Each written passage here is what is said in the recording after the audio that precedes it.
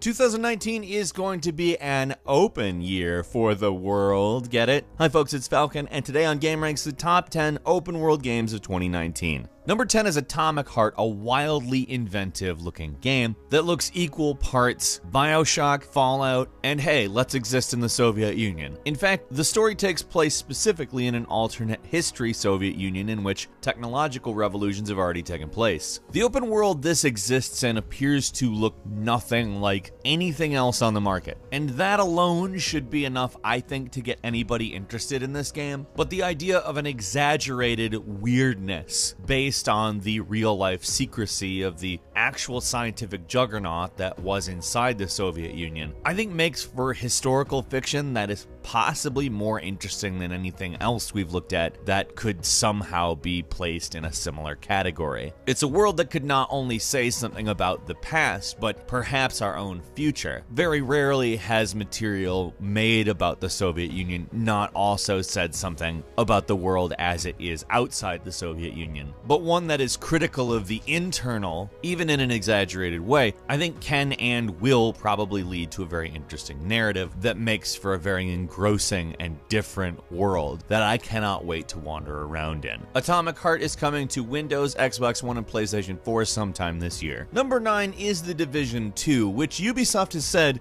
quote, "We've made the open world in Division 2 so alive." Now, I'm going to go ahead and say that's definitely marketing, but it's also a claim that when the game comes out, we can say is either true or false, and that's important. Ubisoft went on to say both enemy factions and the civilians will be out targeting different tactical locations, resources, acting on needs and goals. They really want to focus on making the open world feel kind of like a war zone rather than a place where you do objectives. Of course, that means a more unpredictable aspect to the way things work. And they said, running around the city is really interesting because you don't know what's going to happen around the next corner, and your actions helping the civilians in the world you'll see translate into them becoming more capable, but also their homes will become little fortresses. And I think that stuff sounds pretty cool. Honestly, if your actions actually have an effect on the world in this way, and the world just constantly seems to be happening around you like, you know, the world is, I think The Division 2 could really build on the original into something that we all actually care about a lot more. And that would be very good. Number 8 is Far Cry New Dawn, the first actual narrative sequel in the Far Cry universe, and a very interesting piece of work because, among other things, it is using a modified map of Hope County. Of course, it will be severely modified as it is post-nuclear apocalypse, which to me is quite an interesting prospect. We haven't really experienced the difference between pre- and post-nuclear apocalypse in the same location in any game. Fallout kinda gave us that a little with Fallout 4's intro, but I think this is along the lines of the Far Cry tradition. Using the same map for Far Cry Primal the way that they did, I think kind of translates to this, except for obviously this is going into the future. There's another thing they're doing in this game, which is expedition missions, which take place in different places in the country, meaning you're not going to be in Hope County the entire game, but it seems like these will probably play out as mini open worlds that you can go to and do other things, which I think sounds incredibly good. I am really enjoying that idea. Number 7 is Rage 2, which is very interesting on account the developers have said it's going to be a lot more open world than the original Rage, which is an open world game. It is, however, developed not like an open world game. It's a very linear game that doesn't really take advantage of the open world in the way that it could. I mean, in a lot of ways it is a quality game, but just never went far enough in any direction, I think. Which is funny because the open world in the game is primarily about traveling around. Avalanche is developing this sequel, so I think we all know exactly how that turns out. They're a very good developer when it comes to open world. They are phenomenal at building sandboxes and setting you free in them with lots of tools to cause havoc, and it looks very much like Rage 2 is going to be a lot like that. Number 6 is Days Gone, which actually looks to separate itself pretty significantly. It doesn't want to dizzy you with an absolute ton of side quests and activities, instead giving you gameplay loops and things that you can just engage in, but keeping the actual narrative basically on a single path. They've also given you a motorcycle, which they've promised is a big part of the game. And by that I mean you're going to have to take care of it. You're going to have to park it, hide it, save it, and you can't like whistle to have the horse just come towards you. Wherever the bike is, that's where it is. You run out of fuel, you're gonna need to get some fuel and bring it back. It's not messing around. And neither are the hordes. The hordes literally just exist on the game map, and when you see a horde, you will have to deal with them in a lot of different ways. They aren't like scripted encounters, they just are on the open world, meaning you'll be dealing with the open world in a lot of variable ways. And that sounds really cool because these encounters look amazing. And obviously there will be scripted ones, but to have them just kind of possible at any time is going to give a nice feel to the world. Also, no loading screens, so that's good. Number 5 is Anthem, which is boasting a quote-unquote completely seamless open world. Now, they're certainly not the first to do it, but BioWare is going to be loading and unloading stuff just on a constant basis, so you can continually travel in any direction and never see a load screen. That's of course a very good thing, but what's cool to hear is they're talking about how this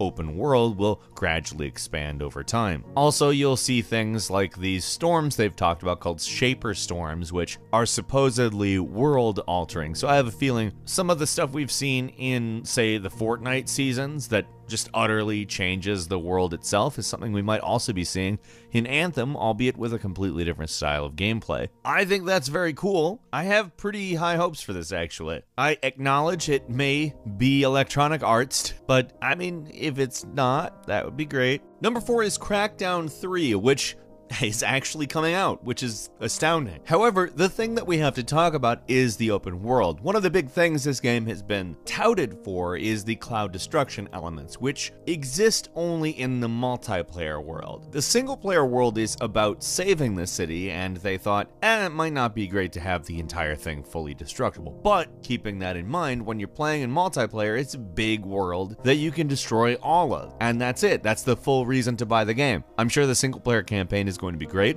I'm going to play it. I'll go through the whole thing. There's no reason not to. It seems like it's going to be a good campaign, but I want to level a city too. I think both approaches are probably relevant to their specific mode, and I'm very interested in both, but I'm really interested in destroying a city. Number 3 is Dying Light 2, which the open world is meant to really be part of the gameplay in a way that I think a lot of open worlds look at it as a location. We talked kind of about what a sort of unfolding world might be like when we were talking about Division 2, but Dying Light 2 has really set out a specific vision for what that might look like. The idea is to have an adaptive narrative where all of the things that you do completely change what factions, people, groups, locations, how everything is in the game. You could blow something up and it would just change how a society works, for instance. The idea is to make an open world with consequences, which is, in my opinion, a very interesting idea. Again, if they can deliver on it. Like I said with the Division 2, if they can deliver on it is a big deal. Simply saying the world is very interactive doesn't mean it is, and this is all obviously marketing for these games, but I mean, if you look at what we've seen of Dying Light 2, it is very cool looking.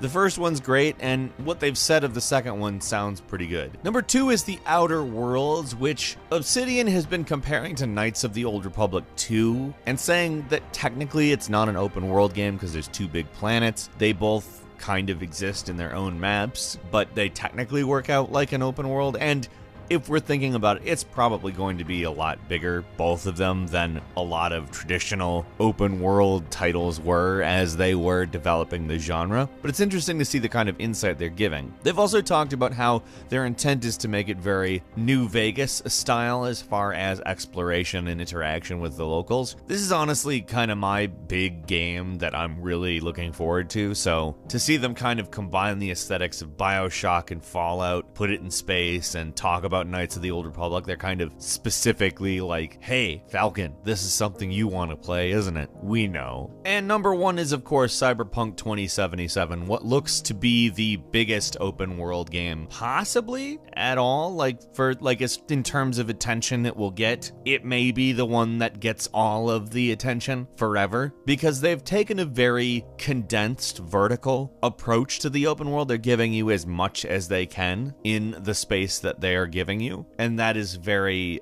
encouraging in my opinion. Really, I don't care how big like physically an open world is. I care how good it is. And if that's the approach they're taking, there's a much better chance of it being good, to be frank. Got a couple of bonus games for you as well. Generation Zero coming to us from Avalanche Studios, ensuring it will be at least something interesting, is a game that takes place in 1980 Sweden, already ensuring that it is an open world filled with stuff that frankly just seems completely different. The 1980s was quite a decade, and Sweden is quite a different place, to be frank. But it's populated by machines and has been abandoned by the population. So, as you might be able to expect, we're talking about a game in which the object is a guerrilla war against machines. It sounds great as it's open world and 4-player co-op and very unique looking. Sekiro Shadows Die Twice, which is not technically an open world game, but it will feature a massive world that's interconnected, according to From Software,